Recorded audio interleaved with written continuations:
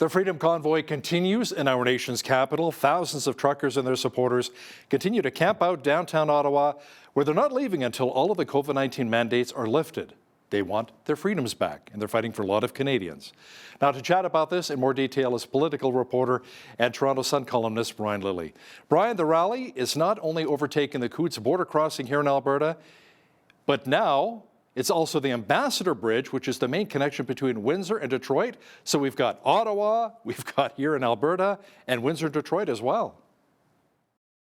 Yeah, so the blockade for the Ambassador Bridge started to take place on Monday, and it started with slowing down of traffic. Eventually, there was no traffic going back and forth, and it's been up and down. So, as you and I are talking right now, there's limited traffic going from the Canadian side to the American side, but no traffic coming in. That's subject to change at any moment. It has been up and down, as I said, throughout the day. The reason that's so important, and this carries a lot more weight than the Coutts border crossing, because of numbers, trade. The US government estimates in US dollars, so I found this stat on a US government site, more than $400 million of two-way, or 400 billion, sorry, 400 billion of two-way trade between Canada and the US each year. 27% of that trade crosses the Ambassador Bridge. So I had one person email me and say, I was at a 1991 shutdown of the Ambassador Bridge, and they said we were there for a number of hours. Within 12 hours, 16 auto parts plants have closed. There's more auto parts plants along the 401 corridor than there were back then. So, of course, this is going to have a serious economic impact, shutting that down. Far bigger economic impact than you would see from the Ottawa encampment or the Coutts border crossing. So, will they get the government's attention? Will this lead to anything? We're going to have to wait and see. So far, the Trudeau government just saying, well, this is a local Windsor policing issue and a province of Ontario issue, because it's just ahead of the line where the federal government responsibility and land takes effect. Brian, an Ottawa resident won an injunction to stop the honking of the air horns, which apparently have been going on night and day. Now, if the protesters actually complied and stopped the honking? But they stopped quite a bit on Monday, is my understanding, and then Tuesday it was back on. For people that laugh and say, well, it's just honking. I was around for the Toronto protests in the weekend, and when they're all going at the same time, it is something. And at times these have been in residential neighborhoods, not just the area around Parliament Hill. And so imagine trying to sleep with that. Imagine trying to put your kids to bed with that noise. So it was a young woman, took them to court. She won. The honking started up again on Tuesday. It's difficult for anybody to control this. If you remember, the protest organizers said that on Sunday morning, out of respect for the Lord's Day, veterans, the residents of Ottawa, and a whole bunch of other reasons, we're going to not have honking between 9 a.m. and 1 p.m. Well, a bunch of the people who were down there decided they weren't going to abide by that, and they started honking. But for the most part, it does appear to be there. And if not, there is an enforcement mechanism for Ottawa police, who, by the way, have been doing a horrible job on this. So I think we'll get to that in a minute. They'll be able to be given another tool to go in and enforce it. Now, Monday night, there was an emergency debate in the House of Commons discussing the protests taking place in Ottawa. Now, you say instead of trying to diffuse the situation, Prime Minister Justin Trudeau actually threw gas on the fire, or maybe diesel on the fire, we should say in this case? Yeah, maybe it is diesel on the fire in this case. Maybe he had a yellow jerry can carried around with him around the hill, like we've seen in so many photos. No, look, the Prime Minister disagrees with these protesters, and he made it clear when asked last week that he only meets with protesters he agrees with, and he wouldn't be meeting with these group of protesters. Okay, so fine, that's your position. But does he have to escalate the situation all the time? It's difficult. It's tense in Ottawa right now. That's why they had the emergency debate. Could he have said, I understand that everyone wants to get back to normal? He did. He did say that, but he also described everybody who's with this protest movement. He basically tried to convince everyone that they're all Nazis and racists. He cited the Nazi and Confederate flag, one of each showing up on Parliament Hill. The swastika flag didn't even get to the Hill, is my understanding, before people who were in the protest chased that person away. So this is a regular Trudeau tactic where he seeks to divide. He seeks to. It's very Saul Alinsky-like. He says those are the people causing the problems over there. Go get them, and his supporters and followers lap that up. He's not trying to bring Canadians together. Remember, this is a man who, when there were violent protests by farmers in India against the Modi government, talked about how there needs to be dialogue and we all need to work together. That was for violent protests in a country that he is not the leader of. And these are not violent protests. Yes, there have been some people and problems and arrests and charges laid, but most, we're not talking about a violent protest. I've been in violent protests in the nation's capital. He is dismissive of Canadians while trying to say to Punjabi farmers that he has their backs. Why? It always comes down to votes for Justin Trudeau. And he was trying to court a certain ethnic voting bloc here in Canada with those comments, with the comments about the trucking convoy. He's trying to gin up his base and get them angry at the people out in front of Parliament. It's interesting when I was listening to the Prime Minister using words like those people. Didn't Don Cherry get into trouble for saying you people at one point in time and he lost his job? That's quite interesting, that take. Now, Brian, Quebec Liberal MP Joel Lightbound says his leader, Justin Trudeau, is taking quite the divisive tone. He's actually coming out against where his own government is standing.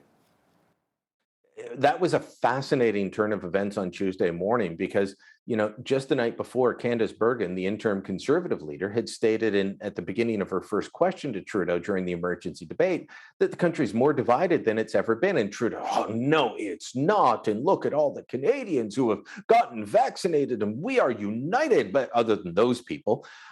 And then Lightbound came out, who has been a Trudeau liberal through and through. He was first elected in 2015.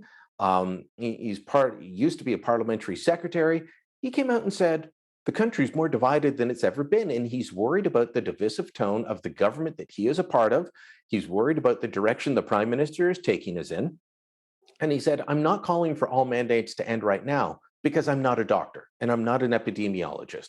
But people are hurting and they need to know and see a way out of this. And my government right now is not providing that. They're providing the opposite. So fascinated to see what will happen with him. Will he be kicked out of the Liberal caucus, which seemed to be the only thing that the parliamentary press gallery was interested in. I'm more interested in his ideas, which quite honestly, he could have lifted his speech out of any number of a half dozen columns I've written over the last little while on the nature of this government and how we need to start listening to people who are saying it's time to move on.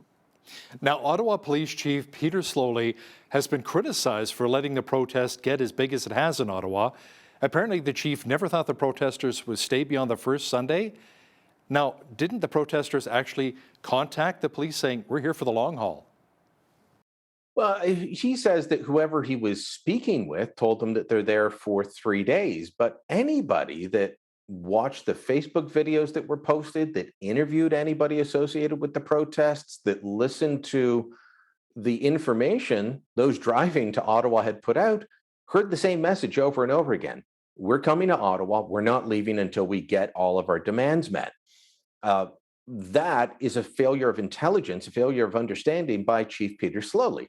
Now, I will point out that when he was hired, the Ottawa City Council, Mayor Jim Watson, the Police Services Board, they loved him because he was going to bring, quote unquote, progressive policing to the nation's capital. Slowly had come out of the Toronto Police Service.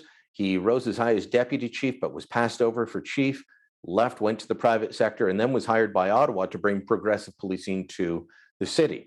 Right now, residents of Ottawa seem to want a very unprogressive reaction to the protest. They want people arrested and heads smashed and, old-fashioned go in and people in riot gear.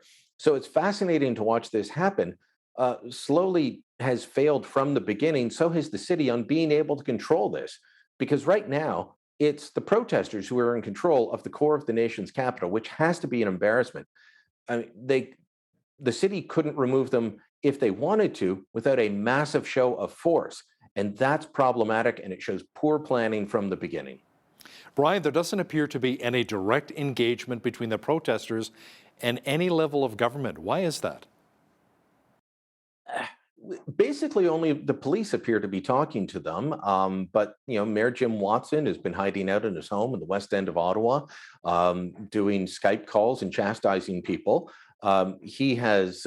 I thought at the beginning that this might resurrect his damaged political career. You may have heard he's got a problem with an LRT train system that doesn't work properly, that's severely damaged him. But I thought, oh, well, people will be happy with how he's handling this protest. It'll repair his reputation. It hasn't. Premier Doug Ford is basically saying it's up to Ottawa and it's up to the federal government because it's a protest on Parliament. And as we just discussed, the Prime Minister is throwing gasoline on the fire. There have been some talks apparently where, we've seen Conservative MPs go out and meet with people. That's about the extent of it. And I don't know if your end goal is to say, okay, we need the nation's capital back. We can't have trucks parked forever in front of Parliament. But don't you go out and talk to people? Doesn't there have to be engagement at some point? We're willing to talk to countries that we're actually enemies with. You should talk to your fellow Canadians. And some people have said, yes, but these guys want to overthrow the government. Well, they don't want to violently overthrow the government. They've got this memorandum of understanding that makes zero sense and claims that they can remove Justin Trudeau from office by forming a coalition with the opposition parties, with the Senate and the Governor General. And there's other stuff being passed around saying we can force a vote of non-confidence. No, you can't. You can't contact the Attorney General, who is a cabinet minister in the Trudeau government, and force a vote of non-confidence. That aside, they're looking to change the way government's operating. That doesn't mean you can't talk to them. Like I said, if we're going to talk to countries that are actually enemies of Canada and call for engagement, then why wouldn't we talk to our fellow Canadians? It's baffling unless you look at it through the lens of partisan politics, which is how Prime Minister Justin Trudeau looks at everything. And these Canadians are taxpayers, which are helping to pay your salary, public officials. Brian, the other big story is that various public health officials are saying we need to move past restrictions and re-examine vaccine mandates and passports. In fact, the Alberta government is looking at potentially scrapping the vaccine passports very soon. Do you think medical people and politicians are really communicating enough right now? No, they're definitely not. And when Joel Lightbound came out with his plea for the government to change the way they're doing things, he kept citing Dr. Theresa Tam, who's been the most cautious, the least open to reopening society all through the pandemic, as various provincial health officers have made moves to loosen restrictions at times. She has warned against that. And yet last Friday was saying, we need to re-examine everything, especially in light of Omicron, because it's everywhere. And while the vaccine will protect you from serious outcomes, such as going to the hospital or, heaven forbid, dying, it doesn't protect you from becoming infected and spreading it to others. So why have a vaccine passport? Why continue with vaccine mandates? So you've got provincial health officials saying this, you've got Dr. Tam saying this. Meanwhile, the Trudeau government is actually looking at bringing in a mandate that says any trucker that crosses a provincial border must be fully vaccinated. So, when they shut the international border, they said, well, you can still drive within Canada.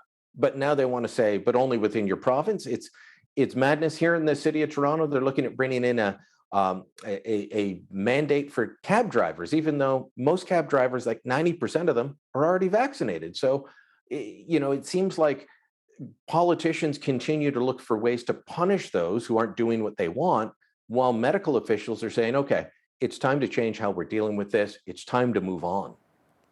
Brian, the Conservative Party of Canada now has Manitoba MP Candice Bergen at the helm as interim leader. What's the process of actually choosing a new permanent leader, and is Pierre Poilievre the frontrunner? Well, Pierre Poilievre would be the front runner because he's the only officially declared candidate at this point. So, in a race of one, Pierre's out front. And he also smartly announced before anybody else, and then had a string of endorsements ready to be announced as soon as he made his wishes known. But they still haven't set the terms. So they have to decide, is it going to be a 3-month, a 6-month, a 12-month leadership race? When will it be? What's the fee to get in? All of that has to be decided. So far, Poilievre is the name in. Tasha Kiridan, who is Sometime columnist with the National Post has floated on Twitter that she is thinking about running because she has been asked by several people to consider. Quebec MP Alan Reyes has said that he has approached Jean Charest to run. Peter MacKay is said to be kicking the tires. We're not sure about who else might jump in, but there is a lot of interest. That's good for the party. I don't think it's going to be a coronation for Pierre Poilievre. Could he win handily if there's a race? Sure, he could. But my point being, I don't think that it's going to be only one person and everyone else is excluded. This is still a viable party. This is still a party that could become the next government. The idea that nobody wants the job, just obviously from the names I've just given, isn't true. Political reporter and Toronto Sun columnist Brian Lilley, thanks so much for your time today. Thank you, Hal.